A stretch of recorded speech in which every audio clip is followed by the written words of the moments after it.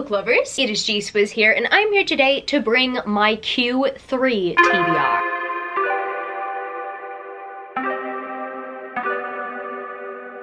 I usually bring this video out every quarter. However, this video is currently running a little bit late due to me needing to recover earlier on this month and it being bumped back due to some other video ideas. But my quarter 3 TBR is here, even though I'm pretty sure by the time I'm posting this we're already halfway through July. I'm always the type of person who looks forward to things in the long term and the short term. This is more of a long-term TBR in terms of a few months, but my monthly TBRs are more short-term as opposed to these TBRs. However, I like looking at what is going to be coming out very soon and planning ahead. So within this quarter, these are the books that I'm planning to read, either based on new releases or just books I want to get to soon. Also, I love making TBR videos. I also like watching them. TBR videos are just some of my favorite kinds of videos. I know that some people are sick of them. However, some people are here for them. I'm here for them. I'm here to make them as well. So I guess without further ado, let's get into this TBR and talk about the books that I plan to read between now and the end of September. First of all, I want to bring up Six Crimson Cranes and the sequel that's coming out, I believe, in September called The Dragon's Promise. I've so been looking forward to reading this duology. In fact, I'm actually surprised that I didn't read Six Crimson Cranes earlier because I really loved the Blood of Stars duology by Elizabeth Lim, and this is a spin-off duology from that initial duology, which is really exciting because I really love the world that was already kind of established in the first duology. I'm really hoping that these two books blow me away just as much as the initial duology. Honestly, cannot wait. I don't really have much more to say because I don't know too much about the series and I want to keep it that way before going into it. And the next books I want to bring up on my Q3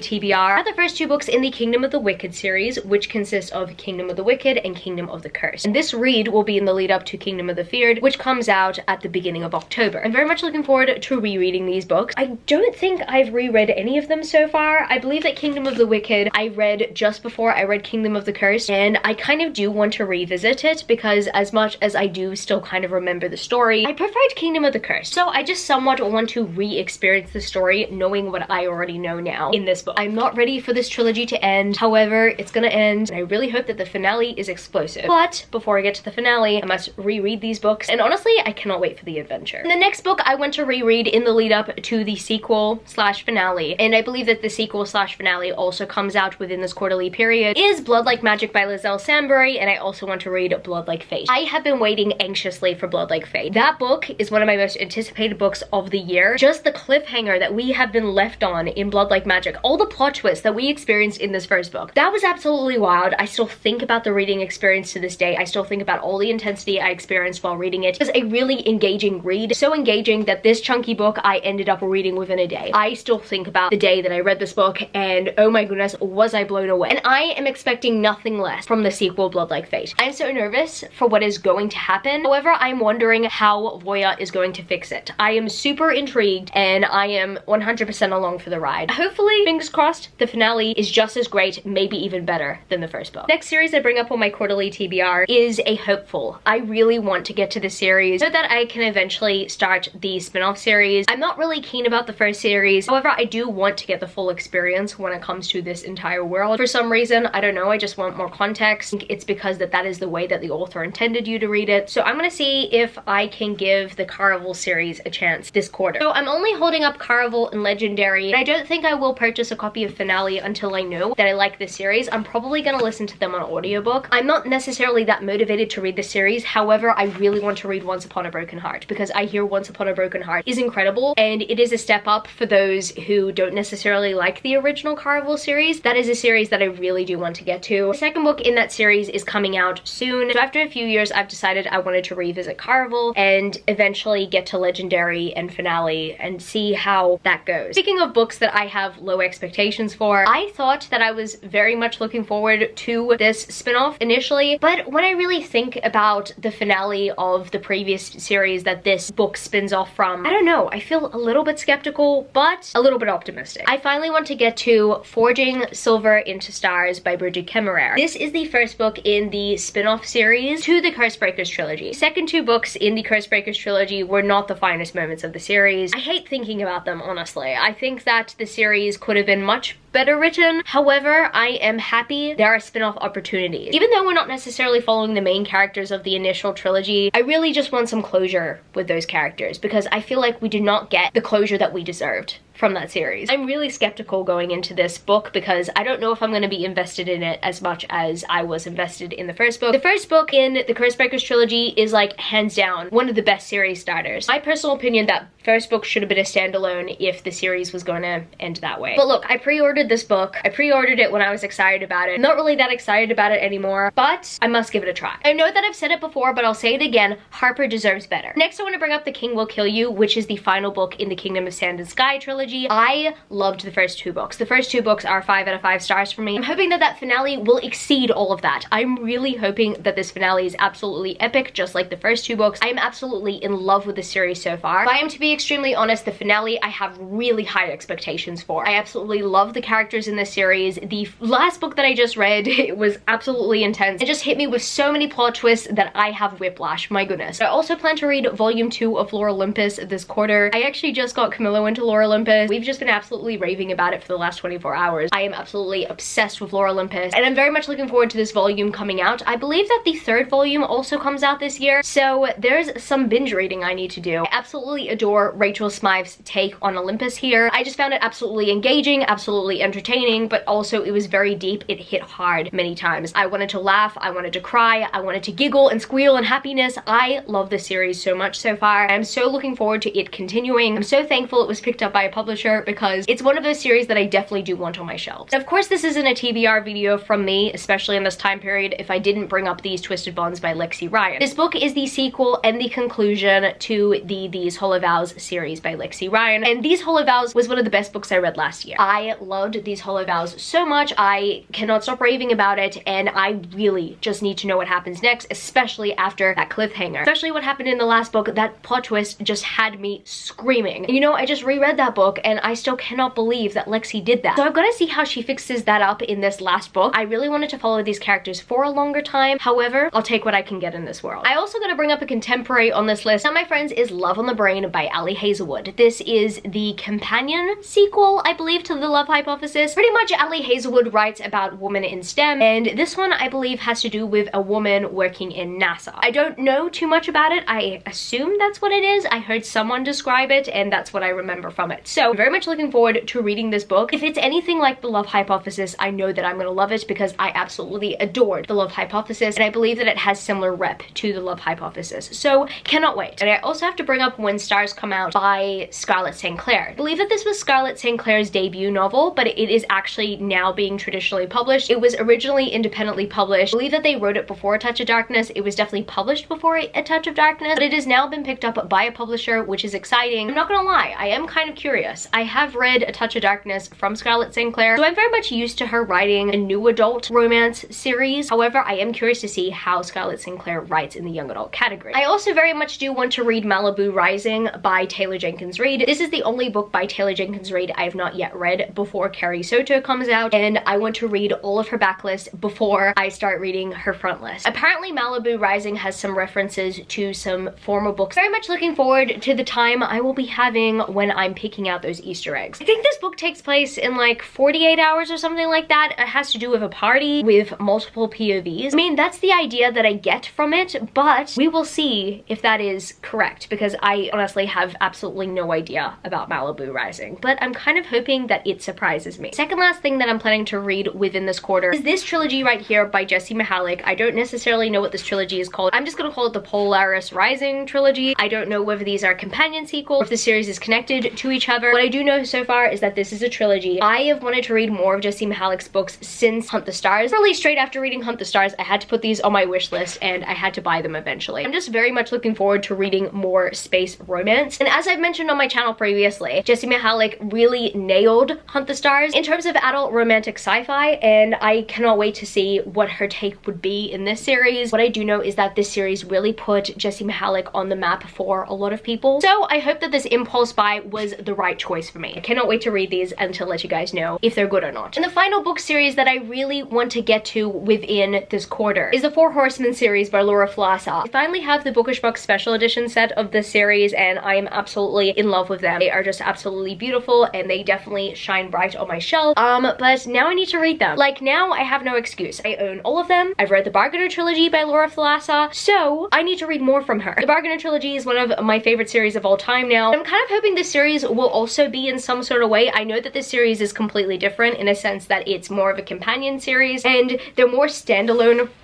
romances. My goodness, really sorry that that happened to you, Death. Yes, I believe that these are just like standalone romances. I don't know whether they connect in some sort of way, except for the fact that they are literally the Four Horsemen of the Apocalypse. So I'm very much looking forward to reading this series and seeing whether I like this one just as much as I like the Bargainer trilogy. What I do know is that Laura Thalassa is also releasing a new series at the end of this year. I don't know whether I'm going to get to that one by the end of the year, but what I do know is that I want to get to these by the end of the year. So I guess that's going to be it for this video today, book lovers. If you happen to stay to the end of the video, leave me the fiery emoji. I just like the fire emoji. That's all there is to it. If you happen to enjoy this video, don't forget to give it a thumbs up and subscribe to my channel if you haven't yet already. Join the amazing community of book lovers. And also, I have social medias. Matt G-Swizzle Books on Twitter and Instagram, and I'm also at Goodreads. That's www.goodreads.com/gswizzle. And finally, I'm at TikTok. Matt G-Swizzle on TikTok if you want to follow me there for some bookish content. I love you, book lovers, and I will see you later.